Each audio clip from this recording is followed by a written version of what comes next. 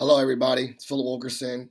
This is the first episode of Season 7 of Positive Philter. I'm so excited to be joined by Erin Mayhood from the Mentorship Collective to talk about mentorship and her journey in EdTech. I hope you enjoy this episode, and if you have any suggestions for the Positive Philter, please reach out to me on social media. I'm happy to incorporate your feedback. Enjoy this episode.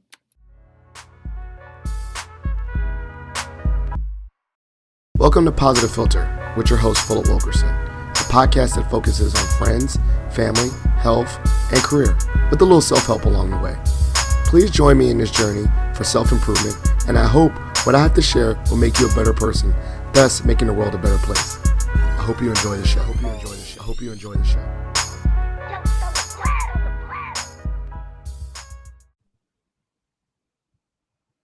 Hello, people of the world. It's Philip Wilkerson back with another episode of Positive Philter. As you know, we are rolling out the new season, Season 7. I can't believe I'm saying that. Been podcasting for 7 years, and I'm excited to start this new year with a podcast about a topic that is very near and dear to my heart, which is mentorship. If you know, followed me, mentorship has changed my life. I've benefited tremendously from mentors, and I could shout out. I have a whole list of them. I ain't gonna do that to myself because I don't want to forget anybody. But I've also had the great benefit of being a mentor to so many young people, which has filled me up, made me feel like I've had purpose. And so I'm really excited for this episode. I'm joined by the CEO of the Mentor Collective, Erin Mayhood. Now we connected because keyword is mentorship, and she is doing great things in this space of mentorship and higher ed and just ed tech. A lot of hats here. And so I wanted to ask her a few questions. But Erin, before we get started, give us a little bit about your background and who you are. Yes, thank you so much for having me here today. I was so excited to be invited. Happy to talk a little bit about my background. First, I will say I am a first generation student. I didn't have models in my family. And so it was me trying to figure out what I wanted to do in this world. And I love to tell this story because people are sometimes shocked to hear that I was actually training to be a musician, a French horn musician, in my late teens. And I lost that career opportunity due to a car accident. And so there was a period of time of really rediscovering myself. And as you can imagine, and I'm sure so many of you have experienced, you have to dig deep. You have to be really vulnerable. You have to share openly where you need help and guidance. And I found so many great people in great places. Ultimately, I ended up discovering library and information sciences at a really, really critical time where, not to age myself, but here comes the internet. Here comes discovery systems and new ways. And I became really, really passionate about transparency and usability and making sure that everybody had access. And this really influenced me throughout my career. I was a faculty member for the early part of my career in library and information sciences, and then moved on to educational technology and worked to build out faculty information sciences, worked at Center for Open Science, and now I'm so thrilled to be CEO of Mentor Collective. I love that. So I have a few, this is like true. When I see, I think the large misnomer of first-gen students already intersects with people of color. So when I see people that say, I'm a first-gen student, I'm like, whoa. And I've learned that it's more layers, maybe more rural or social economics that lead to first gen. Where in the first gen, was it like your parents were first gen immigrants? Like how were you the first gen to go to college? Yeah, we were from a very rural community and no local college. And so it was it was just a path not taken for the family. And so that was the first. Are you hearing that beeping? Yeah, there you go. Keep going. Yeah. Okay. I didn't know if it was on my end. So very, very rural. Nobody had gone to college beforehand. It was not expected. We also had, troubled socioeconomics, right? We were not a wealthy family. We were very much a family divided. And so there are a lot of challenges in there that these going to school was not presented to me initially as an option. Until later in my teenage years, we did move into a city and stayed with an aunt and uncle. And it was at that point in my later high school years where I saw some other students were talking about going to college. I'm like, whoa, what is that? And that's really where the opening up and the, sharing what I was struggling with, sharing what maybe the life I wanted for myself. This is where I opened up to certain teachers and to a couple family members who were willing to start advising and helping and introducing me to other people who had been down that path. Excellent. So, this is perfect because it's kind of like what you're doing now is passion work, because I'm assuming there's a large intersection of people that need mentors that are first gen, right? Navigating unknown lands. So Yes. for when you touched down your first semester at university, what was that like? And I normally heard of library science as like a master's program. Was that your undergraduate program? No, my undergraduate program was music, actually. Okay. And you're right, the touchdown, talk about a shock to the system. You have to learn everything from, the academics are more challenging. There's nobody holding your hand and what courses to pick and, even how to navigate the campus, like taking a city bus to get, all of these things were just so, they felt very, very overwhelming to me. And I didn't do great. My grades were not awesome at first, right? You're taking that leap. And so then you start doubting yourself. And again, it was just such a shock. And I didn't have a lot of people in the family to talk to about it. So it was finding other students to talk to about it. And then the office that you had to go into to register for classes, like mentioning something, I really don't know what I'm doing here. And I don't know how to do it. And because I was in music, there's always a nice relationship between you and your one-on-one music teacher. And I shared a bit with him, and he really became a very close mentor of mine who really guided me on, I'll just be honest, how to be, right? How do you show up? How do you show up on time? How do I start acting like a little more professional so I'll start getting gigs and be able to make a little money? It was both training and like what a lot of people call soft skills that you just don't know some of the expectations of you. It's hidden. There's a hidden curriculum. You're vibing because I was about to say the hidden curriculum. Yes. Like it's not knowing spaces and seemed like everyone knew office hours. Like, what's that? These are hidden curriculum things. Exactly. Even the word curriculum, right? Yeah. And office hours, do you show up? Does the professor think that you're terrible if you are showing up? Are you on the naughty list or something? I just had no idea. And so I soon realized, which is why I'm very passionate about mentorship, that as soon as I shared a little bit of what I didn't know, which is a very scary thing to do, it's amazing who's willing to help you. It was just really eye-opening to me, like, oh, wow. I had to find that courage just to be able to say, actually, I don't know how to do this, or I'm feeling really scared about this. And there are so many good people around you that are willing to help, but it is very challenging to open up and say for the first time, what you're trying to do, or if you're just trying to change your situation and you're not sure how to get there. Now, as you're navigating, one of the things I've thought about, and this is something I'm always curious about too, is that like the holistic college experience is that like, for me, I think other activities, other people, peers were really helpful. Like as a Black male, joining groups like when I was an undergrad called Bond, Brothers of a New Direction, just having spaces Were there anything like that for you, not only with adults, but peer spaces that you got involved with in college?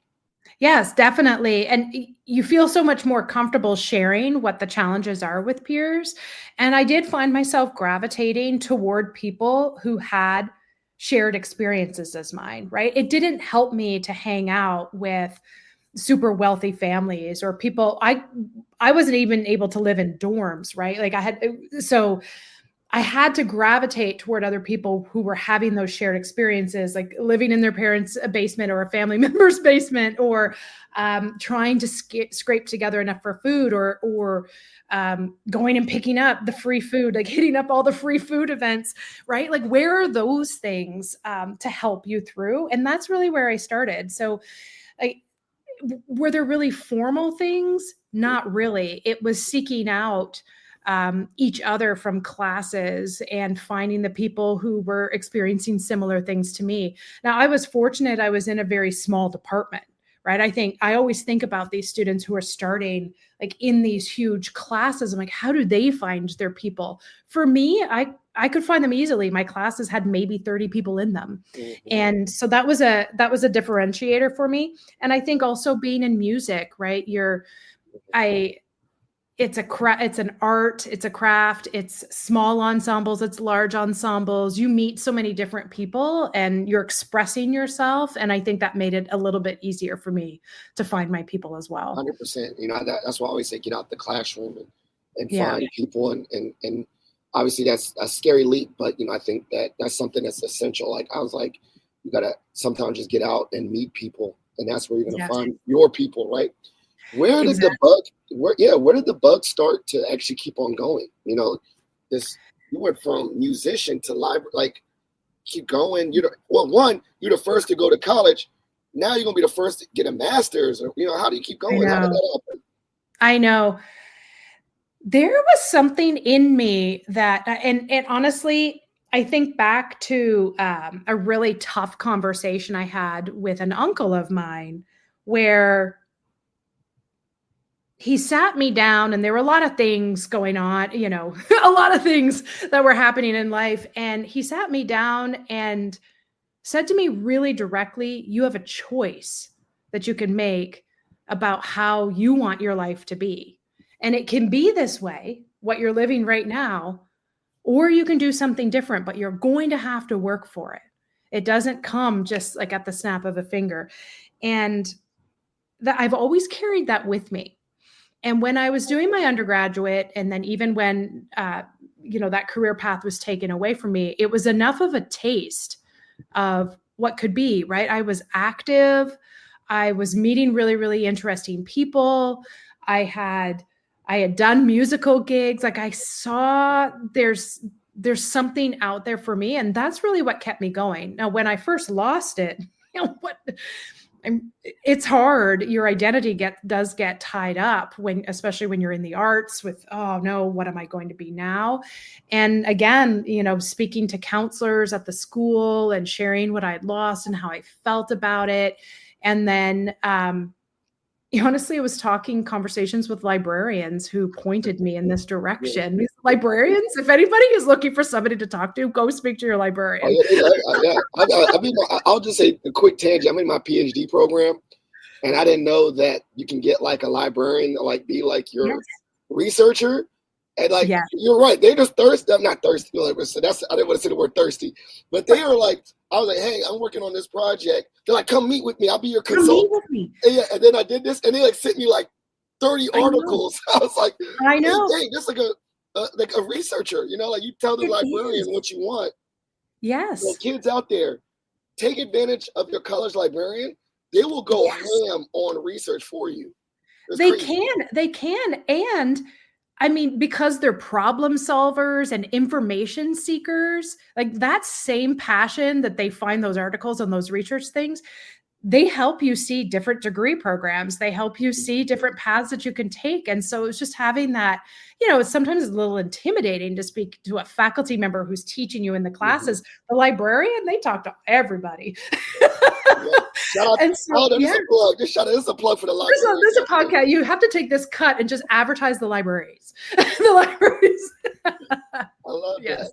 So you were Yeah. talking to one and you were like, wow, I mean, in your mind, and you know, it's like music and all that. Was it always like, you know, when you say like innately, like when you think about podcasting and all that stuff, I was like, I'm an extrovert. I love talking.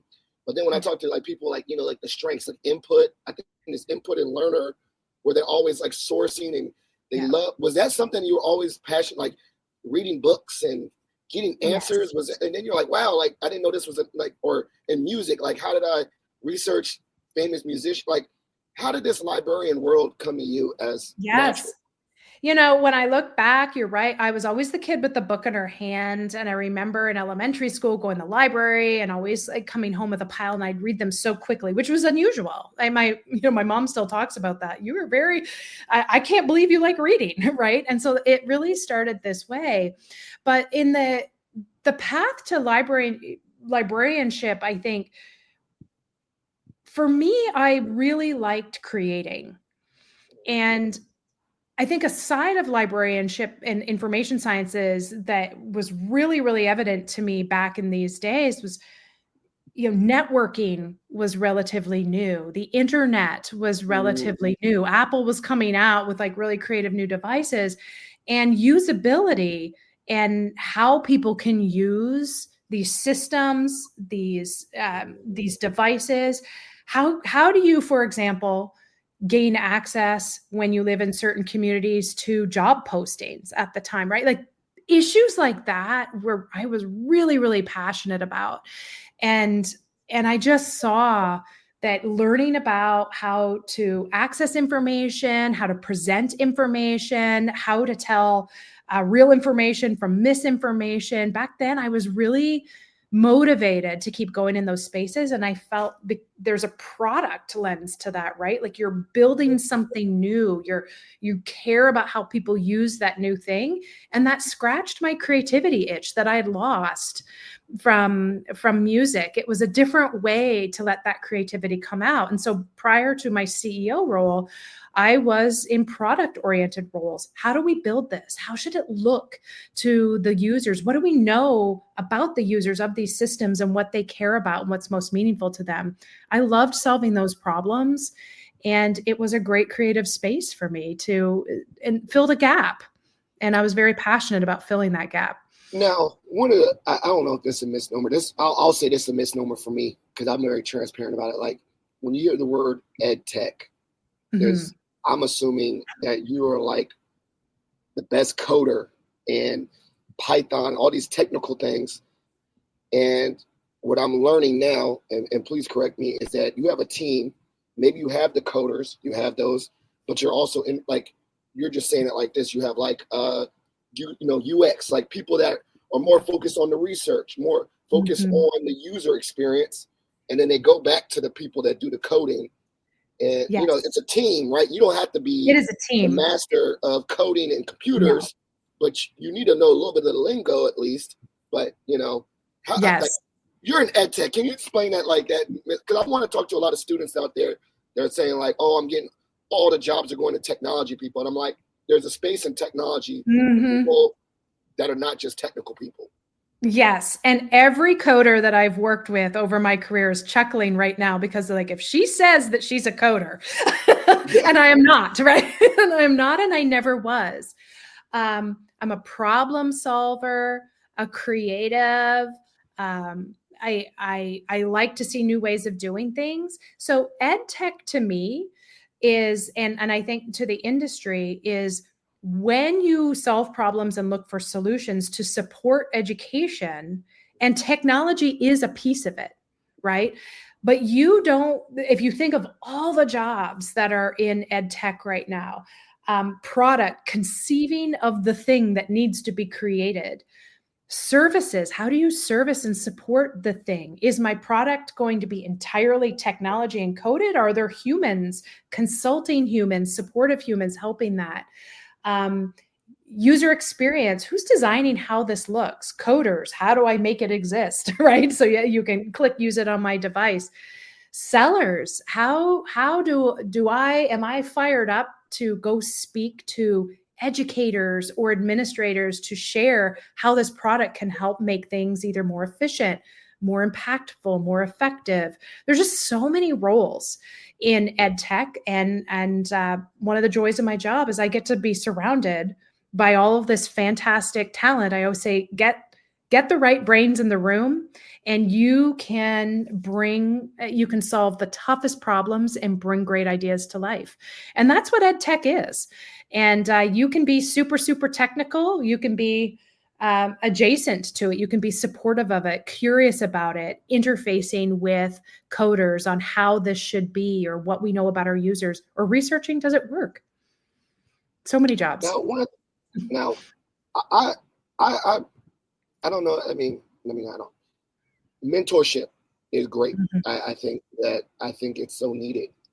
Yeah. Why the conceivers of Mentorship Collective, why do they feel like this was a needed tool to support, this human experience of people to people? Yes. And the reason why I'm saying that is like mentorship happens organically multiple times, but also I'm thinking about now is access and usability of the mentorship, that there's a need for a technological support of this natural relationship, kind of like dating, right? Dating is historic as the beginning of time, people dated, but then as technology folded, people needed support with dating with these apps. Exactly. So how did this come to be, this Mentorship Collective?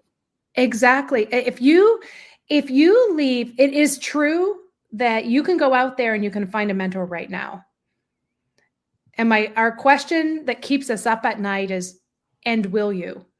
Right? Oh, will you? And will you? We don't want to leave mentorship to chance.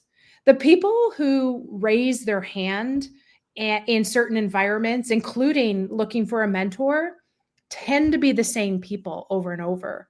What about the person who is not willing that day to take the chance to say that they want to have a conversation with that person, who isn't feeling that they can enter into that vulnerable space, who isn't being supportive in certain ways, maybe doesn't even have access to the social capital, to the group of people who would help them get to learn more about this thing that they want to do? I want to help those people. Our founders wanted to help those people. And we wanted to change mentorship from being like only accessible to the people who knew about it, who felt like they could take advantage of it that day.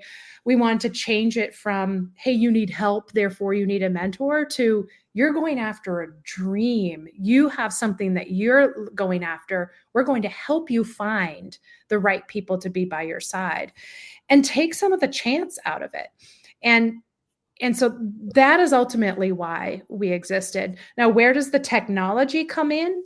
You can imagine people like to interact with technology. You like to be introduced with technology. We can do mentorship at large scale with matching algorithms and knowing who you're best to connect with, making those introductions to each other on an anonymous SMS text line, right? We can leverage technologies to kind of remove the barriers, whether they're real or perceived barriers, to making an introduction, getting started, help people with how to introduce themselves, right? Like, we want to remove every barrier so they're there. The other thing that we always need to be honest about, we've seen the data on social capital. We've seen the data on mentorship. Some of the issues that people experience are systemic. They have existed for generations. They're in society.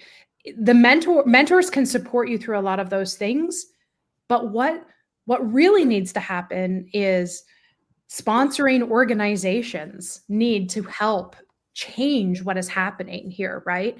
And so we are an impact-driven mentorship solution. We study what works, what doesn't work. How do we get higher retention numbers? How do we increase sense of belonging? How do we increase career decision and self-efficacy? All of those things. Our results and outcomes go up significantly the more the sponsoring organization becomes involved. So now you've created not only a great identity aligned match with your mentor, you and that mentor are connected in this ecosystem that has more resources than you do, right? They have food pantries. They have emergency support funds. Okay. They have grant offices, right? And the mentor breaks down that barrier to say, listen, I'll walk you over there. Listen, hey, I've heard about this great thing. Let's go see if it will help you out on that goal that you have. And it gives you that advocate to help you get through what is, yes, it's asking for help, but it's also saying, I am going to go after this dream, and none of these things are going to stand in my way. But I think we all need to be honest that organizations do need to be involved in certain ways, whether it's industry, looking to build up certain types of young professionals, whether it's education. We all need to do our part. And so for us, that was a big part of building out mentorship, that it's not siloed. It doesn't live alone. If there's something that needs to be brought to the attention, the mentor and the mentee can elevate it and get the support that they need. So I'm visualizing it right. It's like the little dot is you, and then a circle around it is all the different mentors, and the big circle is the macro environment. Yes. And those people are just pushing you through those barriers on the macro scale. But you need a system, like for instance, like the university tied to your platform supports the individuals inside that university, or as you said, like a corporation that has this platform. So it needs a larger organization, but also individuals. Now, my only thought is, and this is the what about if the organization is buying in? The big part is, how do we get to the small individuals and micro? Yes, exactly. So if we get an organization to buy in, then we work with everybody affiliated with that organization to bring them into the mentorship program. So if you're imagining the large organization, say as a community college, then we're working with that student population and saying, like, here's what's possible. Here's what you can discover via mentorship. Here's a matching survey. Tell us what you like, what you don't like. What types of things have you experienced in your life? And we find the right match and get you going. The match is the 100% for sure relationship that happens, right? Mm-hmm. The organization becomes involved if one of the participants is saying, hey, we need a little something here, right? The mentors are trained to raise their hands and to flag if something is required. This student is thinking about dropping out for financial reasons. This student, we've seen, doesn't have a laptop and doesn't have the funding to get it, but this course is requiring X, Y, and Z. Things that can make it seem like you might need to drop out of school. You're embarrassed. You don't want to say this. You're tired of having to ask for things. But the mentor will advocate for you, and schools, that they will save the day. Those organizations will save the day. Same is true in corporations, right? Like let's say you're doing an internship or apprenticeship with a group, and the manager of that group isn't going to teach you the hidden curriculum that exists. And here you are thrown in to this environment.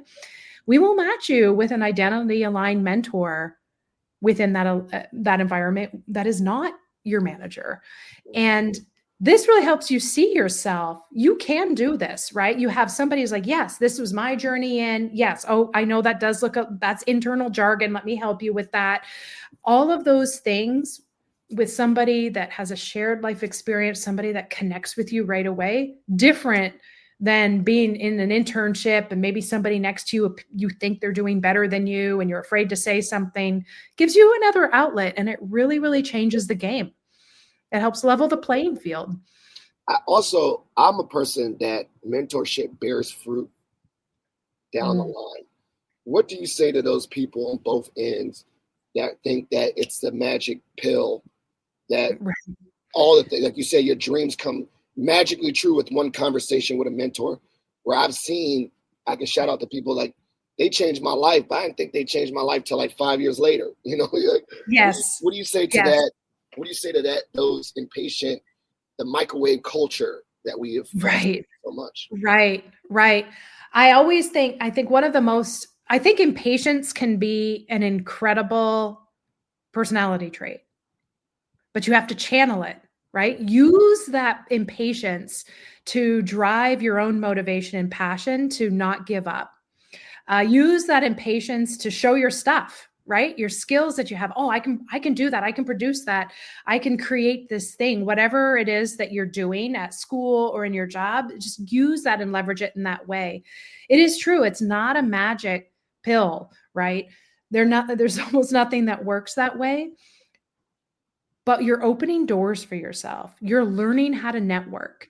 You're learning how to communicate effectively with others. You have a safe space for when you mess up, because we all do, right? Like, and so to keep going, and you keep building that network. So we hope that we're teaching you how to make those connections, that you're gaining trust in that, and that you yourself now will be able to grow.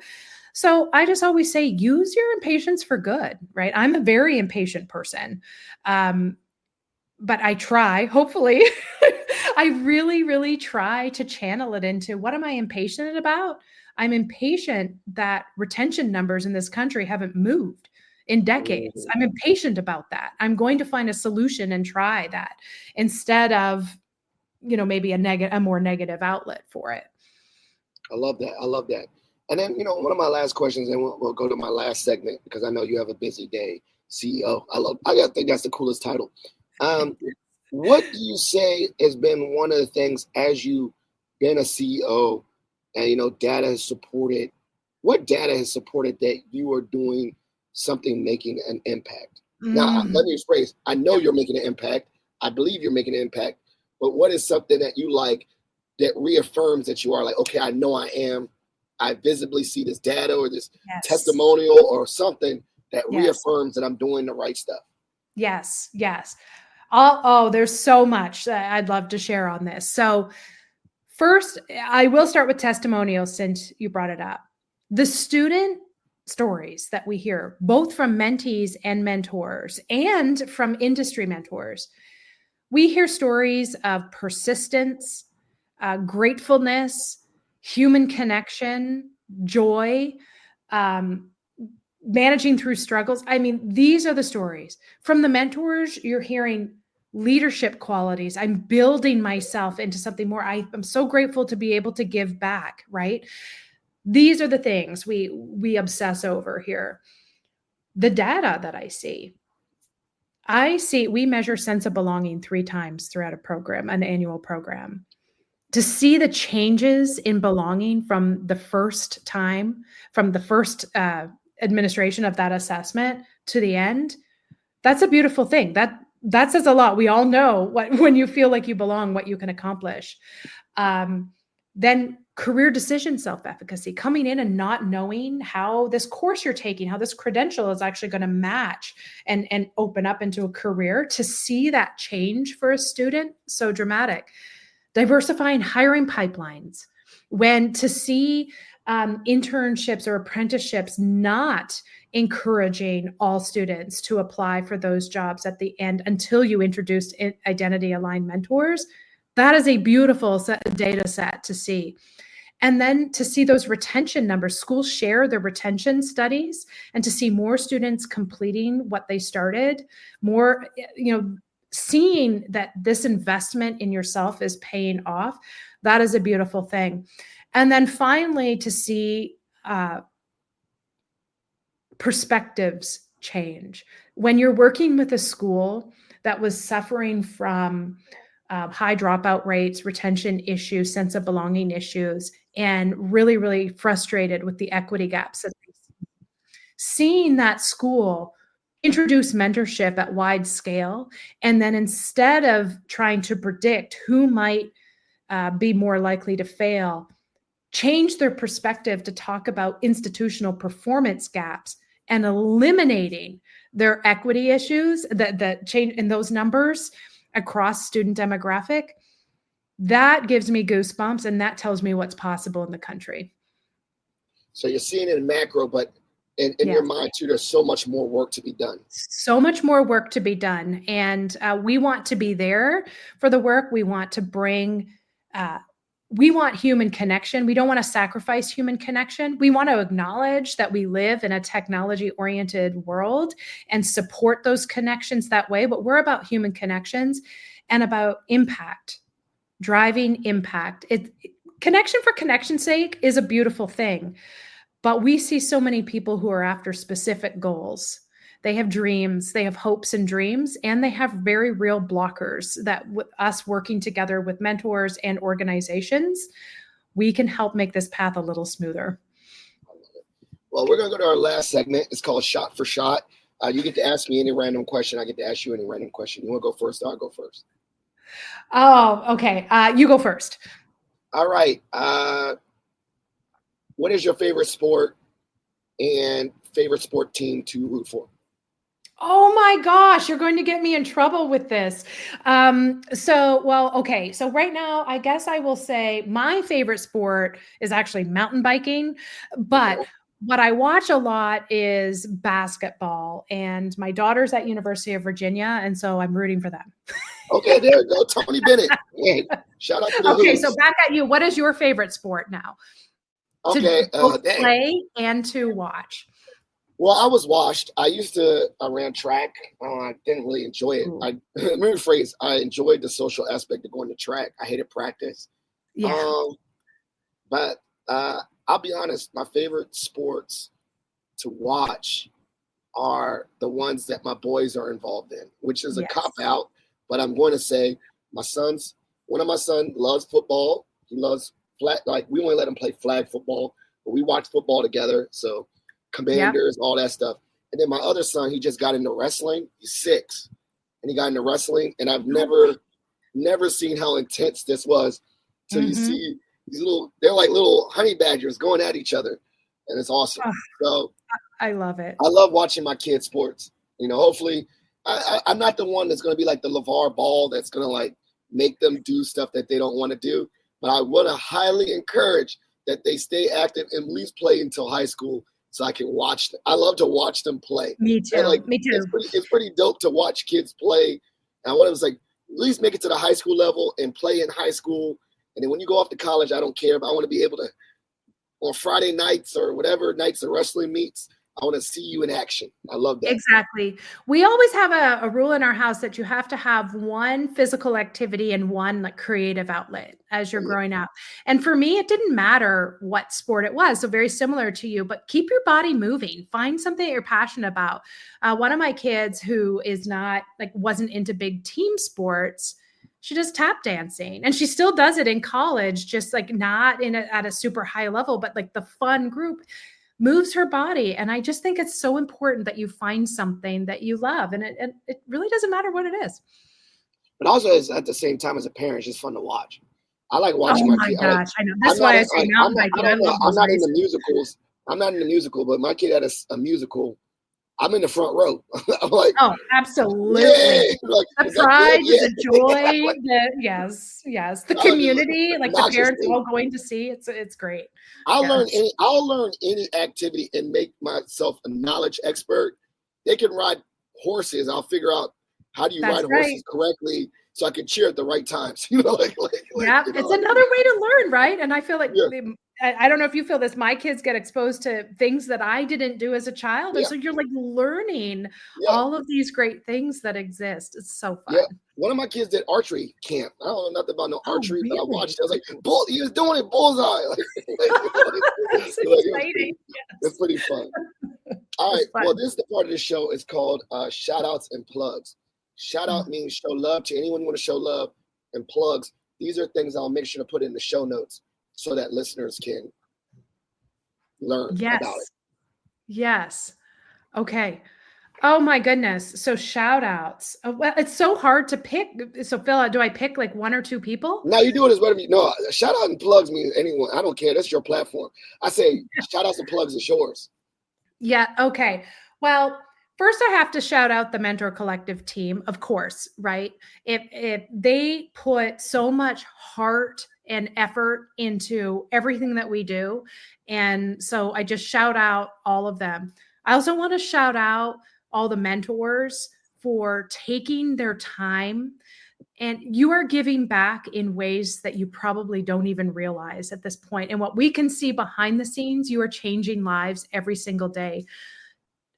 Just one simple outreach to your mentee helps them feel seen, helps them feel heard. You just make such a huge difference. And to the mentees, I really I appreciate your vulnerability. For you being part of this, you are going after it, and you're going to do wonderful things in this world. Things that I really hope, I see more and more corporations now starting to participate in funding and supporting mentorship and alternative forms of learning and supporting students through that. I encourage that throughout the country. Let's get more people contributing and feeling great about their contributions and supportive for overcoming real live obstacles that are in their lives, and connect more humans to make it happen here. And so I'm shouting out the corporations that we work with that are already doing it, and encouraging more of you, if you're listening, to become involved. And there's so much support by organizations like us for helping you figure out how to be involved. And then finally, I'll shout out that aunt and uncle. They know who they are, who gave me those really tough life lessons and conversations. But really, my first mentors made a big difference in my life, changed the trajectory for sure. And then where can people that listen to this episode find out a little bit more about Mentorship Collective? Yes. So mentorcollective.org. Please come visit us online, Mentor Collective. You can find us online. You can find us on LinkedIn. Probably a lot of the schools, we work with over 200 schools now. Probably a school in your area is working with us. But please come check us out. We're open and transparent about our outcomes, and we'd love to work with more schools of all sizes and all degree programs, and more industry members looking to support students through internships, apprenticeships, scholarship programs, all of the different ways we can help support connection with your community and help get schools ready to be great contributors to what you do. Excellent. Well, thank you so much, Erin, for being on the show. Positive Philter listeners, as you know, every episode is dedicated to the memory of my late father-in-law, Jeff Kirsch. So please consider donating to the Jeff Kirsch Anti-Hunger Fund for all his work fighting food insecurity across the country. Also, if you're a Mason patriot, please consider submitting a patch for patriots to spread kindness across the Mason community. It's been a great episode. Please support Erin and the Mentorship Collective and all the things I put in the show notes, and have a great day. Thank you. Thank you for listening to Positive Philter, a podcast that focuses on family, friends, career, with a little self-help along the way. If you enjoyed this podcast, please share it with your family and friends, and like the Facebook page, Spreading Positivity Movement. Thanks for listening.